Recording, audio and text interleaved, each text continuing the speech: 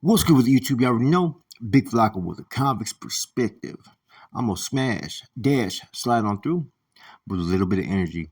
Please hit the like, subscribe, comment, do all those things to help support this channel, and hit that bell notification for future our content.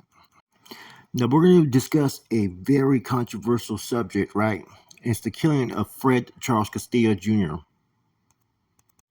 Now apparently his AKA was Mosca, right? Now there's been question marks whether he was actually an NF member, right? Whether he was the reasons behind his death, and we're going to go into a little bit about that, right? But initially he went to Folsom back in 1968, and by 1970 he was in Chino. When he was in Chino, he ended up escaping with 3 other prisoners and had graduated from being a regular burglar, they say, to a kidnapped and armed robber, and was sent back to Folsom. Now, sometime in 1972, Charles Castillo was back in Chino as part of an experiment. Now, for some reason, they were doing an experiment. They thought to get rid of all the violence that they were witnessing, they were going to house all these violent individuals of different races and different groups, all in Chino, the security wing of Palm Hall. And as part of, the program, there was an inmate council where they would meet. They'd have 2 groups of prisoners who could talk and meet. I think this was mainly the MA and the NF at that time. Now, Castillo, Fred Charles, had got there about a year and a day before he was murdered. Now, one inmate that was there was William Michael Noah, also known as Tank, who had made his reputation back in 1967 when him and 2 others, young Nazis in Soledad, stabbed an inmate named Roger Dale Smith more than 50 times. Smith survived, and he became famous as the individual named Pincushion. Interesting thing about this, 5 years later, Pincushion ended up on death row, and Tank was now the leader of the new Aryan Brotherhood. Now, during Fred Castillo's second stint in Folsom, he went into protective custody. Apparently, the rumor was that the Aryan Brotherhood had put a contract on his life, and that's why he went to PC. Somehow, they thought he would be a good candidate for the experiment that they had going on in Chino Palm Hall. Thought that maybe he could sit there and meet and speak with some of the AB members, and this issue would just go away.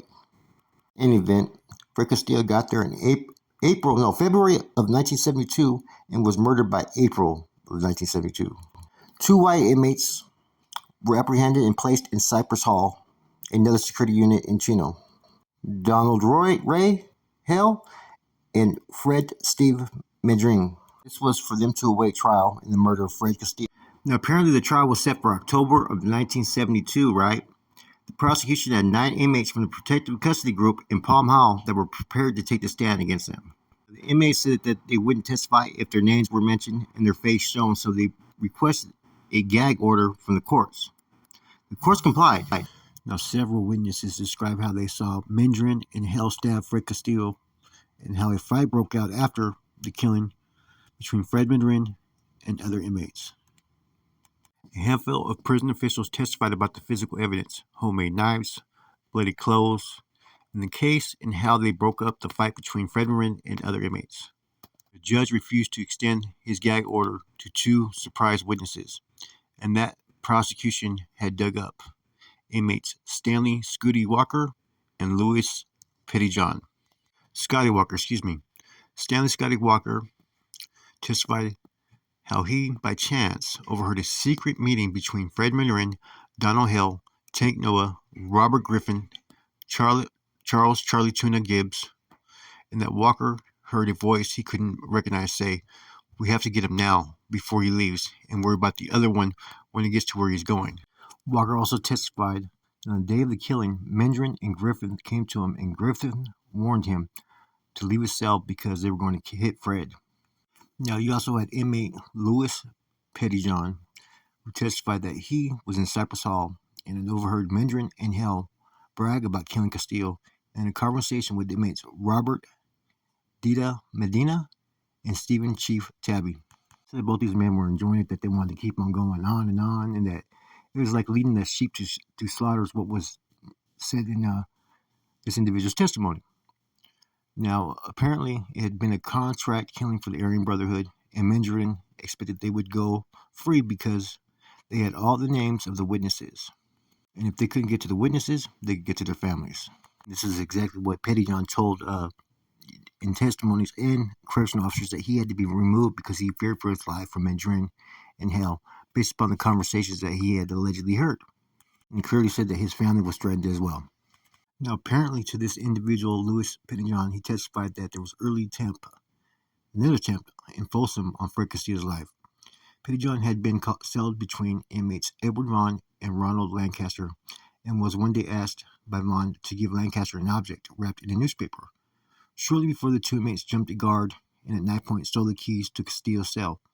When Lancaster tried to unlock the cell door, Castillo fought him off and managed to grab the keys from him. Petitjean later refused to testify on behalf of Vaughn and Lancaster, and there have since been several attempts on his life, ostensibly by the Aryan Brotherhood. However, most of the testimony from Petitjean was stricken by the court. Also in the Castillo murder case, there was a testimony of Paul Dobrev, who was a program manager in Palm Hall, and he was the prosecution's expert witness on prison gangs.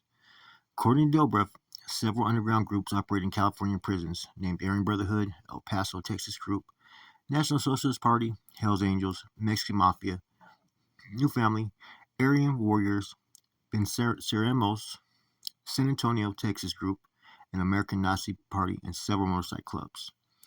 According to Dobrev, the Aryan Brotherhood was formed in Folsom by Red Fenton, Edward Vaughn, and Gino Maurer, and the brothers John and James Schreckengost. The Aryan Brotherhood had about 200 members and was aligned with the American Nazi Party and the Mexican Mafia. Apparently, Dobrev testified that the Aryan Brotherhood had a contract out for Fred Castillo, and that Castillo himself had told him so. Now, the defense tried to go for a mistrial, but pretty much the judge dismissed that part and moved to strike the testimony that Dobrev mentioned that he had heard from Castillo. Now, apparently, the defense presented a long list of witnesses, including a Michael Carmichael, who testified that he had seen Fred Castillo make a knife while they were in San Bernardino County Jail back in 1971. Carmichael also testified that Castillo's homosexual activities and his fear of blacks, but that part was stricken from the record by the court. Now, Tank, Robert Griffin Blinky, Charles Gibbs all rebuted Scotty Walker's testimony. Now, Charlie Tuna testified that he had made the knives used to kill Fred Castillo and give them to Castillo the day before he was murdered. Apparently, Donald Hale was a member of the American Nazi Party.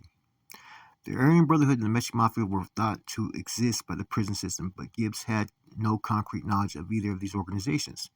Now, inmate Dennis Lee Hansen was brought down from Folsom to testify that he was a founder of the American Nazi Party in prison, and that Hale indeed was a member.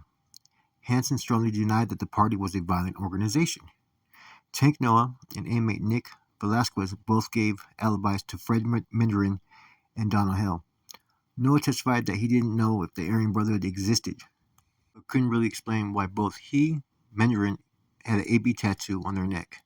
Nico Velasquez flatly denied that the Mexican Mafia existed and explained that the MA, after his signature on a green card to a Menderin in Hell, had been a joke.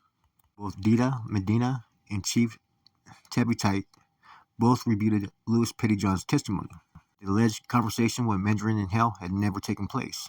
Tabitite, an American Indian, argued that he had spotted Petitjean in a shaving mirror and warned the others of a rat. All this is testimony about this murder right here, man. This is crazy. Now, Edward Vaughn testified that Fred Castillo had been his friend and that he never had tried to kill him. Vaughn denied that the Aryan Brotherhood had a contract on Castillo. Vaughn also testified that he, in 1968, had helped organizing the Aryan Brotherhood in San Quentin. He described the organization as a nonviolent cultural group to help whites with their problems. Edward Vaughn denied that he was a boss in the Aryan Brotherhood, and he denied that the organization was involved in criminal endeavors, such as drug smuggling in the prison or murder. Individual Wino Pena testified that he had heard two blacks threaten Fred Castillo about 2 weeks before he was murdered. Now, Robert Galloway testified that he was one of 8 to 10 inmates that founded the Aryan Brotherhood, and that there now were about 30 members. Inmates Billy Harris, Robert Wendiker, Robert Salas, Donald Gallus also testified for the defense. Freddy Menderin and Donald Hale took the stand too. They admitted membership in, respectively, the Aryan Brotherhood and the American Nazi Party. Both denied that their respective organizations were violent, and they both denied having killed Fred Castillo. Now, on November 30th, 1972, Fred Menderin and Donald Hale were convicted of murdering Fred Charles Castillo, and both were sentenced to life in prison. I guess Menderin tried to escape with some other inmates, man. I guess he was getting off the hook, going into the court, saying "Sieg Heil" and all kinds of crazy stuff, you know? Apparently, there's been myths they say about this killing, right? I've always been told that Fred Castillo was a NF member from Stockton, right? In fact, there's a vendetta that Sharky, um, Filipino NF member, had made, who he ended up getting killed later on by Smiley. But it has stars that has all these individuals' names. And it was supposed to be in tribute to Fred Castillo. And at that time, a lot of people were calling the Nuestra Familia the new family as well. Now, Fred Castillo was one of recorded 35 murdered inmates in 1972. Apparently, a lot of people have claimed that this murder was ordered by MA's legend Joe Paley Morton, and that this pretty much sealed the pact between the relationship with the AB and the Mexican Mafia. And that this was basically a contract hit by the inmate. But we've also heard that it may have been a hit that the AB wanted. There's been a lot of confusions as to why Castillo was killed. Was he actually an NF member? Now, people like Mundo have confirmed that Fred Castillo was a Familiano, that he went by Mosca, and claims that the murder was a favor from Aryan Brotherhood to Tank Noah to Emero Nico Velasquez. Now, there's also reports that came from Dobrev's internal report saying that Tank Noah was the one that ordered Castillo to be killed. And with that murder, Fred Mandarin would be the new leader of the Aryan Brotherhood and Chino's security wing. Nowhere in the reports does it say anywhere that Castillo was actually an NF member. Interesting, because a lot of people have this in their books. It's in parts of different histories that people have done timelines on, man. And basically, during that trial and during certain reports, there's no proof that he was ever a Familiano or that the Mexican Mafia had a contract on him. In addition, Castillo also went to protective custody. Therefore, like I said, this wouldn't have been an NF member that really, they would have had a contract on him for this, right? It appears that there were certain acts that happened in the past that were involved in the AB that either Castillo was a witness to or somehow disrupted in some form or fashion, man. And like I said, there was a past issue of conflict with this man. They wanted to get him a long time ago. I guess in the committee report, right, it's a subcommittee on civil disorder in 1973. It gave details of an individual NF member being killed by the last name of Castillo, but no first names were given. That same report said a day after he arrived by two AB members, all both contrary to the facts. He had been there for 2 months. So whoever provided this information, just believe that when the FBI started to investigate the Aryan Brotherhood in the year of 1980, they wrote a brief historical overview of the gang. According to the FBI, it was the murder of Jesse Renteria Castro on July 3rd, 1972 in DVI at Tracy that spawned the alliance between the AB and the Mexican Mafia against the NF. According to Mundo Mendoza, Emiliano Bozo Castro was killed in Tracy when Aryan Brotherhood, Barry Red Baron Mills, and Emero Martin Cato Vargas, armed with knives, attacked a group of Familianos in the mess hall. Several got wounded, and Mills stabbed Castro to death. Now, this attack is the first documented instance where the AB joined forces with the Mexican Mafia against the NF. So, very likely may have laid the foundation for an alliance between the MA and the brand. And some bureaucrat may have confused the killing of Castro with the killing of Castillo, which brought an end to the experiment in Chino's Palm Hall. Now, later on, Fred Marin gave a brief explanation as to why Fred Castillo was murdered. According to Mandarin, Castillo had wronged a brother on death row. Edward Vaughn was on death row. He sat there for the attack and kidnapping in 1968 of a prison guard in Folsom that inmate Louis Pettyjohn had witnessed. Vaughn wanted the keys to Fred Castillo's cell, not to free him, but to stab him because Castillo was a rat. This murder didn't look like it was gang-related or that the AB or the MA wanted it done. It seemed like it was something between Edward Vaughn, who was on death row at the time, and Fred Castillo. The AB members had also testified in the trials as well. So, like I've heard on numerous occasions, right? Other people know what happened back then. They were there. They witnessed it. Man, look at this whole case right here, man. I don't even know if this dude was ever even an NF member or was an NF member at that time or what was going on, man. It seemed like he was pretty much used and that there was a false narrative put behind it, man. Like, this is from what I'm gathering. Okay, now there's been no proof to tie him anywhere with the NF or that his hit was the result of him being an NF member. None of that's been proven. And this is after going through, investigating, looking at different materials. But there was one person who at one time put that out there. And that's because I think somewhere along the lines the information got crossed up.